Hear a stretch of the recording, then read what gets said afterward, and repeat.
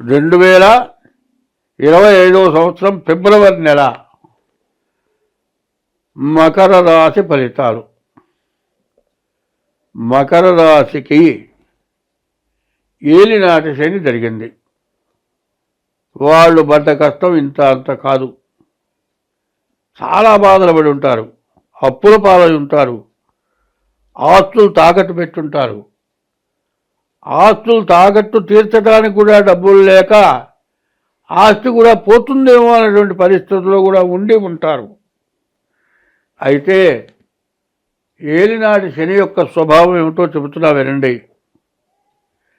శని 7 సంవత్సరాలన్నర అంటే మకర రాశికి ద్వాదశమనగా ధనస్సు రాశి. ధనస్సు రాశిలో 2 సంవత్సరాలన్నర శని ఉన్నాడు. అదే మకర రాశిలో 2 సంవత్సరాలన్నర శని ఉన్నాడు. అక్కడికి 5 సంవత్సరాలు. కుంభరాశిలో 2 సంవత్సరాల 4 నెలలు గడిచిపోయింది. అంటే 6 సంవత్సరాల 4 నెలలు, ఇంకా 2 నెలలే ఉంది. మార్చితో ఏలినాటి శని అయిపోతుంది. అయితే ఈ శని చేసే లక్షణం ఏంటంటే, ఏలినాటి శని ప్రారంభం కాగానే, అంటే మకర రాశికి వెనక రాశి ధనస్సు రాశిలో శని ప్రవేశించగానే విపరీతమైన లాభం చూపించి ఉంటే, కుంభం నుంచి మీనానికి పోయేటప్పుడు ఇచ్చింది పోతుంది, అంతకుముందు ఉన్నది కూడా పోతుంది. ఇది ఏలినాటి శనిలో జరిగే లక్షణం ఇది. అయితే శని వల్ల నష్టమే కాదు, లాభం కూడా ఉంటుంది. అయితే ముందుగా బాగా నష్టపడ్డ వాళ్ళు పోయింది బాగా తిరిగి సంపాదిస్తారు. అంతకుముందు పోయిందంతా కూడా మళ్ళీ వస్తుంది, బాగుంటారు. ఈ రాశి వాళ్ళకి శని బాగుండకపోతాన ఇన్నాళ్ళ నుంచి కష్టపడ్డారు. ఇక రాబోయేవి చాలా మంచి రోజులు, చాలా బతకటానికి, సుఖంగా ఉండటానికి చాలా మంచి రోజులు రాబోతుంది. తర్వాత గురువు, కుజుడు, శుక్రుడు, రాహువు వీళ్ళంతా కూడా బాగున్నారు. అయితే శని 3 నెలలే కదా, అయిపోతుంది కదా అని ఆలోచించవద్దు. శనికి వక్ర స్వభావం, ముందుకు వెళ్తూ కూడా వెనక చూస్తాడు. నీవు ఏమాత్రం అజాగ్రత్తగా ఉంటే మాత్రం వదిలిపెట్టడు. ఈ రాశివాళ్ళు శనికి 19,000 జపం చేయించుకొని నల్ల నువ్వులు దానం ఇవ్వటం, ప్రతి శనివారం శనీశ్వరుడు గుళ్ళోకి వెళ్ళి శనికి నువ్వుల నూనెతో అభిషేకం చేయించుకోవటం, ఇట్లా చేస్తే ఈ 2 నెలల లోపల సమస్యలు లేకుండా ఉంటారు. ఏది ఏమైనా మీ జాగ్రత్తగా చూపించుకోవటం చాలా అవసరం. ఎందుకంటే సమస్యల నుంచి బయటపడాలి అంటే 2024 అయిపోయింది. 2025, 26 మాత్రం చాలా సమస్యలతో కూడుకున్న రోజులు. కాబట్టి ఎంత జాగ్రత్తగా ఉంటే అంత మంచిది. కాబట్టి ముందుగా మీ జాతకం చూపించుకోవడం చాలా అవసరం.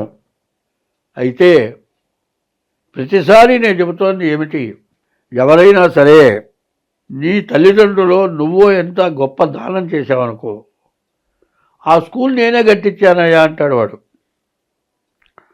లేకపోతే గుడి కట్టించాడనుకో, ఈ గుడి నేనే కట్టించానంటాడు. దానివల్ల పుణ్యం వస్తుంది. అది అందరికీ చెబితే పుణ్యం అందరికీ పనిచేసేస్తావు. ఎవరన్నా తలకాయ పగలగొట్టావనుకో, ఎవరు చూడకుండా, నీ శత్రువు తలకాయ నువ్వు పగలగొట్టావు, వాడు పడిపోతాడు, వాడికి తెలియదు.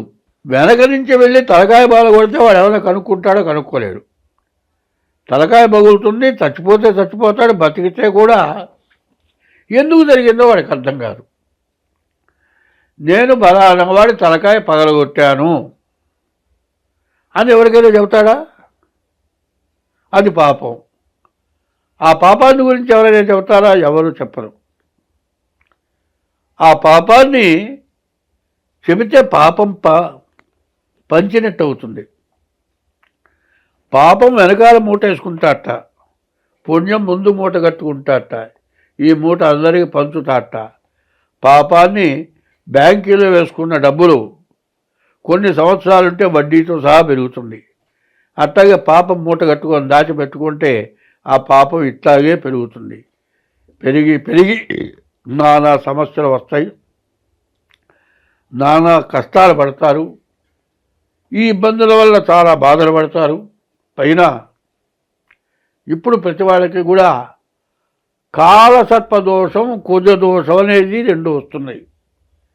ఈ కాలసర్పదోషం, కుజదోషం వల్ల వచ్చేటువంటి బాధలు ఏమిటి? ఈ కాలసర్పదోషం రాహుకేతువుల మధ్య గ్రహాలు పడితే కాలసర్పదోషం వస్తుంది. ఈ రాహుకేతువుల మధ్యలో సూర్యుడు పడ్డా, ఈ రాహుకేతువుల మధ్యలో చంద్రుడు పడ్డా గ్రహణము అంటున్నారు. సూర్యగ్రహణం, చంద్రగ్రహణం. ఆ గ్రహణం వస్తే దేశానికి అరిష్టం జరుగుతోంది. ఒక సెకండు సరిగ్గా సూర్యరశ్మి పడకపోతే రకరకాలైన సూక్ష్మజీవులు పెట్టి మనం అనేక రకాలైన రోగగ్రస్తులం అవుతున్నాం. మరి సూర్యచంద్రుడే అంత ఇబ్బంది పడితే మనం ఎంత ఇబ్బంది పడతాం? ఈ కాలసర్పదోషం రావటానికి కారణం ఏమిటి అనేది మనం అర్థం చేసుకోవాలి. ప్రతి వ్యక్తికి కూడా ఒక మగవాడికి ఒక్కతే భార్య, ఒక ఆడ మనిషికి ఒకటే భర్త. ఏకపత్ని వ్రతం అంటారు, పతివ్రత అంటారు. దాదాపు పెళ్ళైదేనా జరిగితే దంపతులు ఇద్దరు వచ్చి నక్షత్రం వేస్తారు వాళ్ళకి. మరి సీతారాములు, పార్వతీ పరమేశ్వరులు, మరి ఇట్లా పేర్లు ఎందుకు వచ్చింది? ముందు ఆడవాళ్ల పేరు వచ్చింది. ఆడవాళ్లే ఇంటికి కారకులు.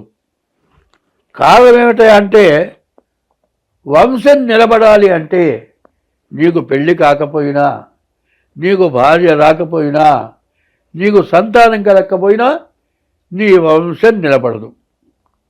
అట్లాంటి పరిస్థితుల్లో వివాహం చేసుకొని పిల్లలు పుట్టేటప్పటికీ భార్యకి శక్తి తగ్గి, అంతకుముందున్నటువంటి కళ తగ్గి కళా విహీనం అయ్యేటప్పటికల్లా ఈ భార్య మీద ఇష్టత లేక బయట ఇంకొక ఆమెతో పోయి చివరికి నీ జీవితం ఆమెతో గడుపుతావు, నీ పిల్లల్ని వదిలేస్తావు. సరే, ఎన్నాళ్ళు పడుతుంది? తల్లిదండ్రులు చేస్తారు, ఈ పిల్లకి మళ్ళీ పెళ్లి చేద్దాం అనుకుంటారు. సరే, ఈ పిల్లకి మళ్ళీ పెళ్లి చేస్తారు, బాగుంది. అయితే వీళ్ళిద్దరికి పుట్టిన పిల్లలు ఉన్నారు. ఈమె ఇంకోటిని చేసుకుంటే అతను ఈ పిల్లల్ని కన్న పిల్లల్లాగా అతను చూస్తాడా? చూడడు. మరి నువ్వు వేరే వెళ్ళావు, ఇంకొక ఆమెను చేసుకున్నావు, ఆమె కూడా ఇట్లాగే పిల్లలు ఉన్నారనుకో, ఆమెకు పుట్టిన పిల్లలు నువ్వు చూస్తావా? చూడవు. దీనివల్ల పిల్లలు అనాథలైపోతున్నారు, దిక్కు లేని వాళ్ళు అయిపోతున్నారు. ఇవాళ తినే తిండి కంటే చదువు ఖర్చు ఎక్కువగా ఉంది. చదువుతో వాళ్ళు చదువు పూర్తయి ఉద్యోగం రావడం కష్టంగా ఉంది. ఇట్లాంటి సమయం ఏమవుతోంది? రెండు పడవల మీద కాళ్ళు పెట్టినట్లుగా అయ్యి వైవాహిక జీవితం దెబ్బతిని నష్ట కష్టాలు ఎక్కువై తర్వాత పరస్త్రీ వ్యామోహం వల్ల రకరకాలైన వ్యాధులు వచ్చి ఈ వ్యాధులు అంటువ్యాధులుగా తయారై జనం మరణానికి దగ్గరలోకి వస్తున్నారు. కాబట్టి ఇటువంటివి మార్చుకోవటం, మీ జాతకం చూపించుకోవటం, భార్యాభర్తల జాతకాలు కలిసినే దాని ప్రకారం వివాహం చేసుకోవటం, సత్ప్రవర్తన కలిగి ఉండటం, ఇది చాలా అవసరం. ఇది స్వస్తి.